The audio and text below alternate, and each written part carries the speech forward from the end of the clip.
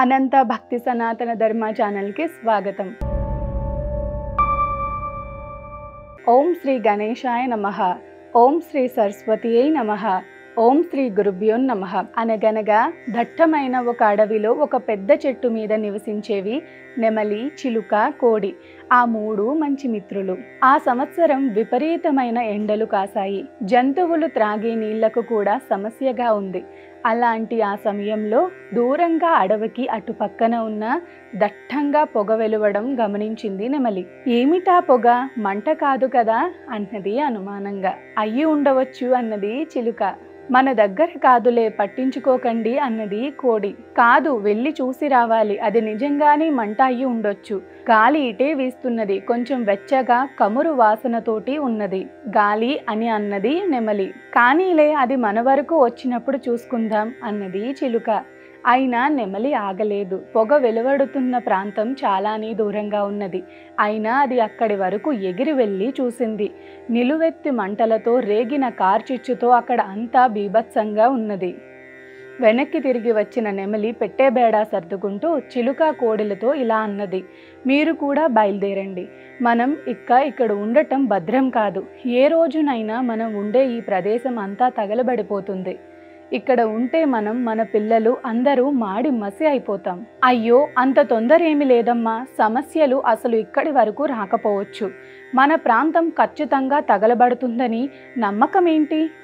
ఊరికి పిల్లల్ని జల్లల్ని వెంట వేసుకుని కానీ ప్రాంతాలకు వలసపోవటం బదులు కాదు కదా. అంతదాకా వస్తే అప్పుడు చూడొచ్చులే అన్నది చిలుక. అవును, అసలు మన ప్రాంతం ఏనాడూ తగలబడలేదు. ఇప్పుడు ఏమీ కాదు అంది కోడి.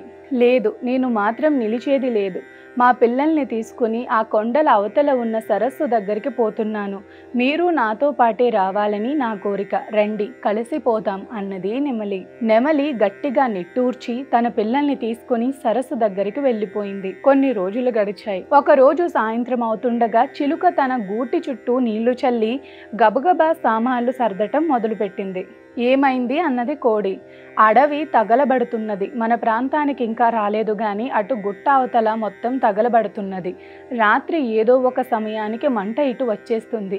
గాలి కూడా బలంగా ఉంది. పద, పిల్లల్ని కదుల్చు. 2-3 సార్లు తిరిగితే తప్ప అందరం అవతలికి చేరుకోలేం. ఇప్పటికే ఆలస్యమైంది అన్నది చిలుక హడావిడిగా. ఊరుకో, మంట ఇటువైపుకు రాదు. కావాలంటే నువ్వు పో అన్నది కోడి నిద్రకు ఉపక్రమిస్తూ. చిలుక గూటె చుట్టూ నీళ్లు చల్లి తన పిల్లల్లో కొన్నిటిని తీసుకుని ఎగిరింది. వాటిని దూరంగా వదిలి వెనక్కి వచ్చేసరికి మంటలు చుట్టూతా బాగా కమ్ముకున్నాయి. మిగిలిన పిల్లల్ని పట్టుకుని ఎగరబోయిన చిలుకకు ఎటుపోయినా మంటలే ఎదురయ్యాయి. అయినా పిల్లల్ని వదలక ఎలాగో సగం కాలిన రెక్కలతో బయటపడింది.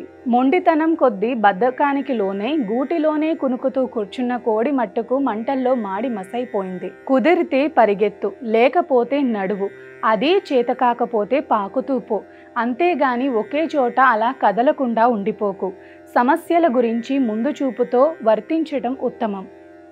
సమస్యలు వచ్చే చుట్టుముట్టాక బుద్ధి చాతుర్యంలో బయటపడటం మధ్యమం. ఇక ఏమీ కాదులే అని